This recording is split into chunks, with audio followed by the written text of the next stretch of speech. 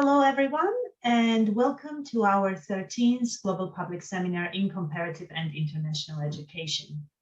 These seminars are jointly organized by the Department of Education in St. Edmund Hall at the University of Oxford.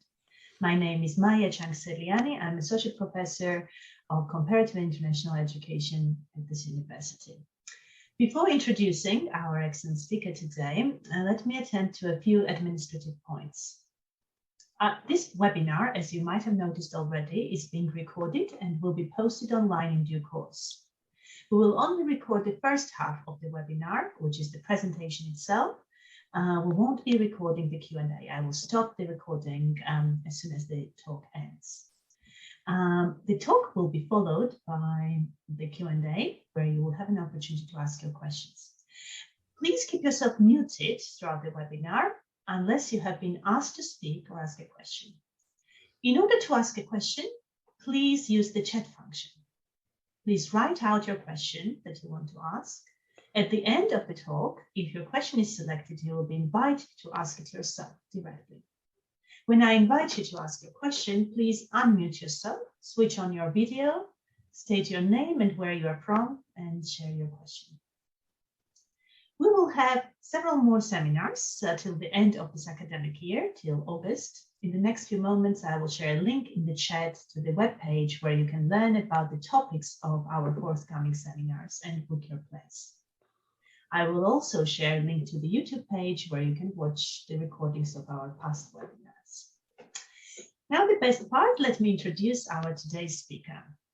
Professor Mario Novelli is professor in the political economy of education at the University of Sussex, here in the UK.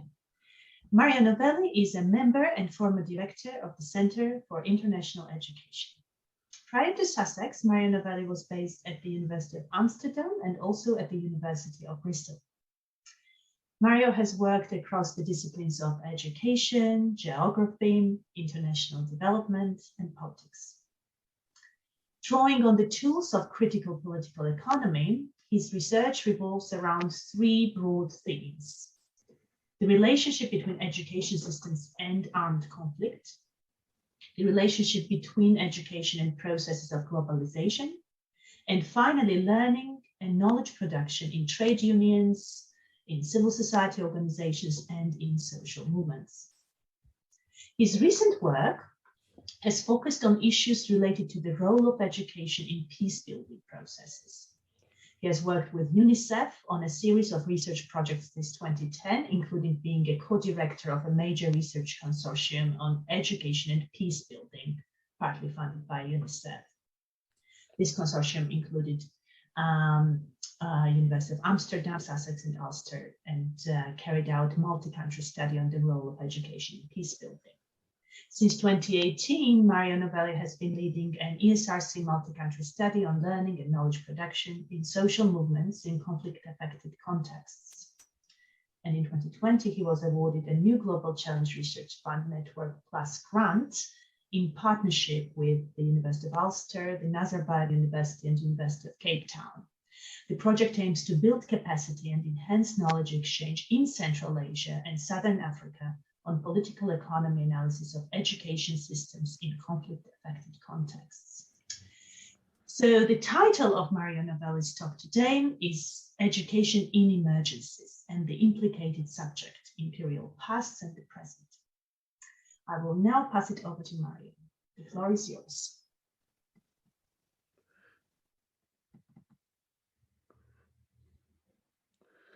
Thank you very much, Maya. Can you see the screen okay? Yes, yes, it's perfect. Okay, well, thanks very much for inviting me, and thanks everyone for turning up today.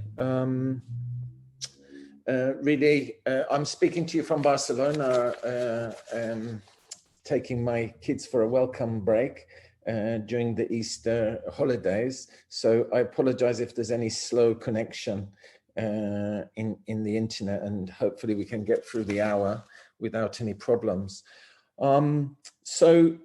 This paper and this work really has been triggered by a number of things, a kind of self-reflections about the field of education in emergencies and more generally education and international development. I'm going to read a little bit to be precise in a couple of sections and then talk through the rest, and hopefully I'll talk for about 30 minutes. So the recent withdrawal by US-led occupying forces in Afghanistan has led to a lot of soul searching amongst the international community. The education and emergencies community was part of a chorus of voices lamenting the US-led departure and defending the educational gains of the occupation. While I don't doubt the sincerity of these laments, nor the evidence of educational development and gender inclusion in Afghanistan over recent years, and the threat to these developments by the Taliban's return to power, I do, however, seek to contextualize these educational and human rights gains in relation to the more than 176,000 deaths in Afghanistan, including more than 46,000 civilians killed since the invasion and occupation in 2001. Similarly, I would also note that of the nearly $1 trillion spent by the United States between 2001 and 2021, 86% was spent on US military outlays, and only a tiny fraction went on supporting education. Placing these statistics in relation to the evident educational gains provides us with an initial way to reflect on our own field of research and practices, involvement and responsibility for both the former and the latter and their interrelationship. Over the last 3 decades, we've seen an increasing merging of security and development that emerged out of the collapse of the Soviet Union and the end of the Cold War, but which intensified after 9/11. Initially justified under the guise of humanitarian intervention, Western-led military operations and Western-led development operations have become increasingly intertwined and raise complex ethical questions for those of us who see ourselves as part of this development community. While some seek to deny the relationship and separate out our field of research and practice from its military allies, others reify and praise it as a necessary and even positive force. While a small but growing part of our community are slowly waking up to these relationships and beginning to think through the ethical, political, and developmental implications of our uneasy military entanglements and our potential response. While distinct, I make the case that there are parallels between these contemporary development military entanglements and colonialism, where education, spiritual, and military policy operated as two sides of an imperial coin. Today,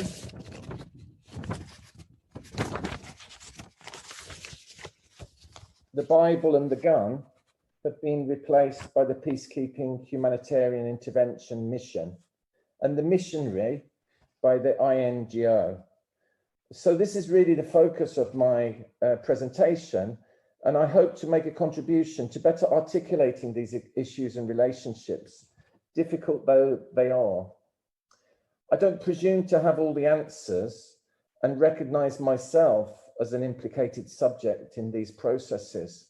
However, I do feel strongly that we need to have an open discussion around our field of research and practices, complex entanglements with systems of violence and oppression. Furthermore, I believe that if we as researchers and practitioners working in education and emergencies don't become active subjects, we will become objects of other people's political projects, as I believe has been the case in far too many recent conflicts, past and present. In order to attempt to frame this discussion theoretically in an open and reflexive way, the work is underpinned by a critical application of the implicated subject, Rothberg's conceptual addition to the study of violence and injustices, which seeks to go beyond the binary of victim and perpetrator and recognize the way many of us are implicated and carry responsibility for violence and injustice.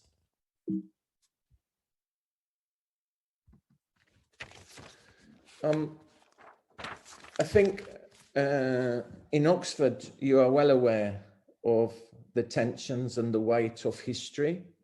And I think in a range of dimensions, the UK and more generally around the world, many institutions and many professions have been confronted with their relationships to gender inequality, patriarchy, colonialism, empire over recent years, precisely because social movements have raised that, from the Me Too movement to Roads Must Fall, Black Lives Matter. In a sense, a mirror has been placed upon many of us, forcing us to reflect not only as individuals, but also as institutions as to the relationship between these systems of violence and oppression and our own practices. And so I guess in the spirit of that conversation, the question is, where does education in emergencies fit into this? And more generally, comparative and international education, of which EIE is a sub field. And just as the more general conversations around patriarchy, gender violence, colonialism have produced difficult and challenging conversations, so the question of opening up our own field to scrutiny can be quite a difficult task and quite challenging, particularly to keep up some level of communication that doesn't just polarize the debate into two camps. And in a sense, that's really my starting point in this, is to try to think about an open and reflexive way of trying to understand our own political responsibility, social responsibility in relation to the work that we do, and looking both backwards and into the present and into the future, and thinking about how we fit into that picture. And I think more generally, I've been interested in this question in the research that I've done on education in emergencies more generally, of the categories that we use. It's often quite easy to talk about victims and perpetrators, and in many cases to legalize that discussion. But sometimes it misses the subtlety and the complicity of a whole range of other actors in these processes. And I think that's manifested itself in different ways. For example, in the Me Too movement, the question of bystanders was raised, men that are watching sexism, abuse of women and remaining silent. But more generally, in the field of conflict, Mahmoud Mandani started to raise this issue in recent work around moving beyond victims and perpetrators, and talked about survivors, saying that, you know, both victims and perpetrators in a conflict-affected context are also survivors and need to be understood in that case. So his was part of the reflections that led me then to explore a range of different authors, from Hannah Arendt, who, you know, famously talked about the weight of responsibility that we have for atrocities that take place around the world. And this kind of journey really led me to Michael Rothberg, who's a professor of Holocaust studies and wrote a recent book, the image of which is in the middle here, called The Implicated Subject: Beyond Victims and Perpetrators. And again, Michael Rothberg tries to use the concept of the implicated subject to open up this little this debate. So I'll just read a little bit on Rothberg. So one possible way of moving these debates forward emerges from the work of Michael Rothberg. Dissatisfied with the categories of victims, perpetrators, and bystanders, he developed the concept of the implicated subject to better articulate the complex ways that we are connected to injustices past and present, whether conscious or not. For Rothberg, implicated subjects play essential roles in producing and reproducing violence and inequality, and are morally compromised and most definitely attached, often without their conscious knowledge and in the absence of evil intent, to consequential political and economic dynamics, such that the violence could often not have taken place without their involvement. In his book, one illustrative example that Rothberg gives is of the person responsible for coordinating the trains that led millions to the death camps during the Nazi Holocaust. Rothberg's argument here is that while the train controller may not know that he was coordinating the transportation of millions of Nazi victims, without their involvement, the atrocities would not have taken place in the way that they did. A second illustration is of an American Jewish acquaintance of his who suggested that they were themselves a victim of the legacy of Holocaust and felt no responsibility in the USA for the legacies of slavery and contemporary racial injustice. Rothberg, drawing on his implicated subject, reflected on the way as a white person in the USA, they have benefited materially, structurally from the legacies of that slavery and ongoing racism. For Rothberg, recognizing implication and reflecting on it is a way of addressing responsibility and facilitating solidarity. Furthermore, and I quote, it draws attention to responsibilities for violence and injustice greater than most of us want to embrace, and shifts questions of accountability from a discourse of guilt to a less legally and emotionally charged terrain of historical and political responsibility. In this sense, Rothberg suggests that the concept of the implicated subject can both expand understanding of networks of responsibility for injustices and empower action through the recognition of political responsibility, rather than induce guilt, which often leads to disempowerment and passivity. Clearly, not all subjects are equally implicated, and types of implication are varied. In nuancing the concept, he also talks of the difference between diachronic and synchronic implicated subjects, with the former reflecting implications in the present of injustices in the past, benefiting, for example, from slavery, and the latter on implicated subjects' relationships to present atrocities and injustices. He also talks of genealogical implicated subjects, where an individual or institution is linked directly, historically, to some injustices, versus structurally implicated subjects, where a person or institution is implicated through benefiting by virtue of being an indirect beneficiary of historical injustices.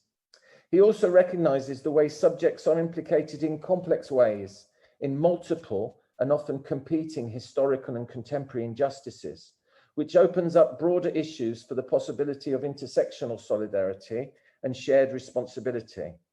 For sure, the concept of the implicated subject moves away from legalistic definitions of the perpetrators of violence and instead opens up a pathway for reflecting on how our silence, acquiescence, complicity, and embeddedness in networks of power and privilege might contribute to and benefit from processes of violence.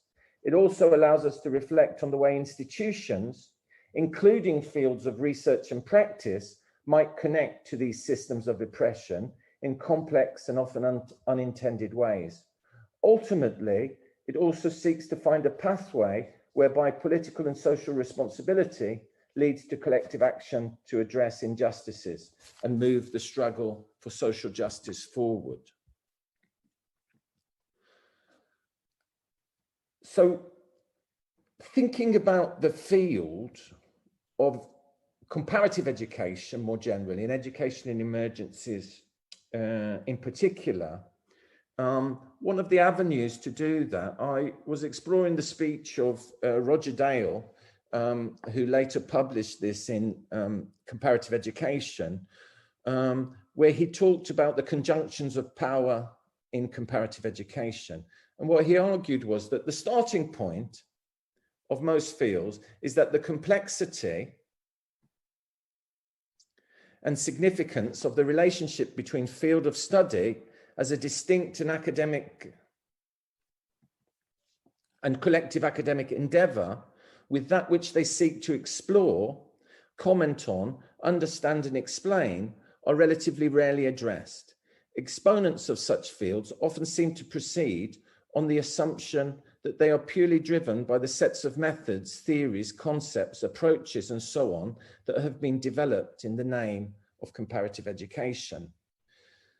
So essentially, Roger's argument is that we don't spend enough time thinking about what are the drivers within our particular fields that lead us to study certain topics, to look at certain things, to think about the power relations within the field, who funds, who organizes, who manages, who are the gatekeepers.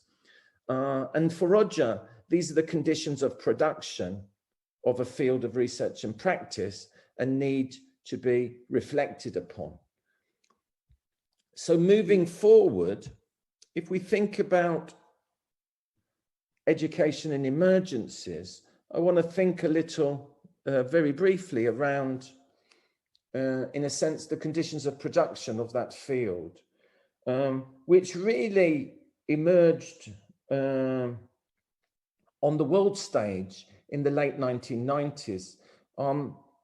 There is an earlier history that emerged out of refugee education, but it was really towards the run-up of the post-EFA Dakar conference in 2000, where there was a recognition by the international community that if we were to achieve the education for all objectives, that we needed to address the issue of out-of-school kids' education in conflict-affected contexts, where over half of the world's out-of-school kids resided. The initial drivers of that, the big international agencies, in a sense, through the creation of the Interagency Network on Education in Emergencies, INEE, really provided both the framing and also the funding for the emergence of that field. So as a result of that, the field is very much a product of the practical activities of international development agencies in the area of education. And much of our field emerged out of the resources and the agendas that emerged out of that. And in a sense, we can trace the history of the field as also the journey of Western geopolitical evolution over that period of the last 30 years, from the collapse of the Soviet Union, the end of the Cold War, and the shift from interstate wars to intrastate wars, a range of conflicts breaking out across Africa and Central Europe, where humanitarian intervention started to be justified, which went beyond the previous UN agreement of the non-intervention into sovereign states by arguing that the international community had the right to intervene within nation states if those states were not defending and protecting the human rights of their citizens. And of course, the critique of that has been that not all victims are worthy, no, which, you know, at the moment with the conflict in Ukraine, we can see the issues have been raised about why is it that we embrace and open our arms and send arms, for that matter, to Ukraine when we've been so silent on other conflicts? Do the Palestinians not also have rights? Do the Afghanis, do the Syrians not also equally need homes? Do their mothers not cry when their children are killed? So there is that kind of feeling of a double standard that is embedded and penetrated throughout the history of the evolution of our own field, from this initial support for education, emergency education in those contexts where the West deemed were worthy of intervention, which was really increased in velocity post 9/11. And I think that, you know, in a sense, the field of education and emergencies really flourished and blossomed, if it's possible to use those words, in relation to a field that explores conflict. But you see the increase in articles, the increase in production of both research, but also practice in the field of education and emergencies taking place after 9/11. And, you know, part of that was the politicization of education that emerged out of 9/11, initially from the accusation that many of the bombers were trained in radical madrasas in Pakistan, to issues around gender and other things that I'll talk about in a little while. That interest in education and conflict also expanded across the world as the war on terror expanded its initial geography of Iraq and Afghanistan to across the Horn of Africa, and, you know, back into our own country with issues around de-radicalization and education, the PREVENT program, and a range of issues related to the relationship between education and radicalization. And, you know, more recently, we've seen a massive amount of work, both in practice and research, related to refugees in response to the Syria crisis and the exodus, the mass exodus of refugees from Syria, and the intention of the West to ensure that the majority of those refugees remained around the borders of Syria, in Turkey, in Jordan, in Lebanon, and resources and funding for both research and practice went to those. So essentially, my argument is that our field has really been driven by the needs and demands of nation states that are not acting in neutral and apolitical manner, but are driven by particular geopolitical, geoeconomic interests, which we have become caught up with. And in a sense, the field itself, because of that funding relationship and the very close practice relationship between research in our area more generally of development, has led to a lot of questions being filtered through and not a lot of more open, questioning, critical research, at least in the mainstream. But I think that that's certainly changed over the years from when I first started 20 odd years ago writing about this field. And there are a lot more people now raising issues around this double morals, the unequal geopolitics of funding and geographies of funding, by a range of different authors. And I think that more generally, there is also a critical shift in mainstream comparative and education research on issues around racism and colonialism, and issues of international development more generally, which I think this is fed into. So what I want to do now is to kind of take two of these conceptual arguments of Rothberg, the diachronic, which is the kind of links to the past with the present of our field, and then the synchronic, thinking a little bit about the case of Afghanistan. Uma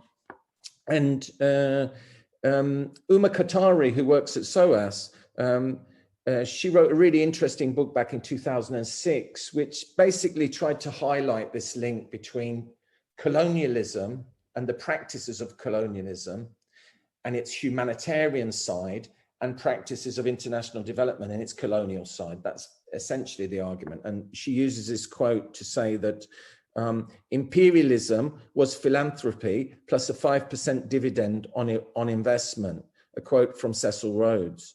We need to be wary, she says, of histories of development that deny this colonial genealogy and attempt to create a distinct and artificial boundary between the exploitation of empire and the humanitarianism of development. So in a sense, she makes this link to say that not all was bad during colonialism in terms of the intentions of many of those actors, and not all is good in the intentions of international development actors. But yet the way that the discourse is produced is that kind of colonialism bad, international development good. And in our own field, we can see those connections. The Institute of Education, which is one of the primary education institutions, and certainly in the area of education and development, the early links with, and I quote Unterhalter and Aketch on this, the early links with colonialism at the Institute of Education are clear. IOE was initially founded in 1902 as the London Day Training College for Teachers.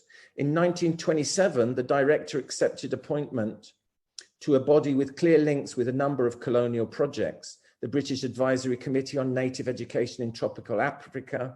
As part of the work for this committee, he was invited by the Colonial Office to establish a course at Institute of Education to prepare students for work as education officers in Africa and to support missionaries preparing to work in teacher training colleges in what was then Tanganyika, now Tanzania. A colonial department was established at the Institute in 1934 with a lecturer appointed to specialize in the comparative education of primitive peoples. Thus, institutionally, the teaching and research of the Institute of Education were clearly bound in with colonial education projects. In the 1950s, there was a change of name when the colonial department of the Institute became the Department of Education in Tropical Areas. Only in 1973, was some distance from colonialism signaled in a new name, the Department of Education in Developing Countries. In that article, they go on to talk about the need to uncover a hidden history of critique of that period that went on more generally at that time, which has never been written. And in a sense, fields are about relations of power, and at different times and at different moments, those fields represent different social forces. And a few years ago at the Development Studies Association annual conference, Mahmoud Mamdani talked about how development studies used to be the critique of empire, but has now become the language of empire. And really, he was lamenting the shift from a more critical development studies around the 1960s and 70s. One can think about people like Walter Rodney and others developing kind of dependency theory and that, to today's much more consultancy focused lack of critique in relation to this dependency on agencies and a range of things. But I think the important thing here is that when we think about international development and these relationships, we remember that there is some continuity between past and present, that social relations and power relations matter, and that there are legacies of the past in the present in our field of research and study that need to be explored. Shifting from the diachronic to the synchronic, if we take the case of Afghanistan, we can also similarly see the way that our field has been implicated in a range of different ways in the military occupation of Afghanistan. And I mentioned earlier some of the statistics which I took from an article by Jeffrey Sachs, where he talked about the amount of resources that were spent on the military, 80%, 86%, and even the rest, very little of it was spent on social development, much more around supporting counterterrorism, bolstering national economies, and assisting in the development of effective, accessible, and independent legal systems. Now, the history of Afghanistan is really worthy of investigation if we want to look at the way our field was implicated in these processes of violence. From the early period of the 1990s, of the 1980s, when the Soviet Union was in occupation, the West was rallying around developing and supporting Mujahideen opposition. And during that period, US aid famously funded the University of Nebraska to develop textbooks for use with Afghan refugees in camps at the Afghanistan border. And between 1984 and 1994, over 51 million was spent on producing and distributing over 13 million textbooks aimed at radicalizing Afghan youth so that they would return to fight against the Soviet occupation. And, this is a quote, famous quote, but there are many others. The speed of in a maths book, the speed of a Kalashnikov bullet is 800 meters per second. If a Russian is at a distance of 3,200 meters from a mujahid, and that mujahid aims at the Russian's head, can you calculate how many seconds it will take for the bullet to strike the Russian in the forehead? Clearly, this is a war curriculum armed and funded through Western development funding. After 9/11, this integration of our field was consolidated. And again, a quote from Colin Powell, who recently passed away at the age of 84, who addressed a gathering of US NGOs immediately after 9/11, where he said, "As I speak, just as surely as our diplomats and military, American NGOs are out there serving and sacrificing on the front lines of freedom. I'm serious about making sure we have the best relationship with NGOs who are such a force multiplier for us, such an important part of our combat team. We are all committed to the same singular purpose, to help every man and woman in the world who is in need, who is hungry, who is without hope, to help every one of them fill a belly, get a roof over their heads, educate their children, and have hope." I guess the question is whether we realize that we were part of a combat team when we engage in education and development. But if we didn't realize it then, we certainly realized it later, the way in Afghanistan education was mobilized as a justification when the war was not going the way that the West had hoped, the criminalization and misallegation around the role of madrasas in radicalizing young Muslims, issues around gender and education, and the justifications for occupation of gender, when many of us realized that the reasons that the West were in, as expressed in the 86% funding of the military, was really to hunt down Osama bin Laden and to defeat the Taliban. But many of these binaries between Islam and Christianity, women, men, North and East, were driven during this process through education. And many of our organizations, our funders, reproduced many of these stereotypes. And as the wars produced civil wars and produced resistance, the US military itself shifted to strategies of counterinsurgency, a plank of which was to fund schooling and to build schools, etc., as part of counterinsurgency strategy.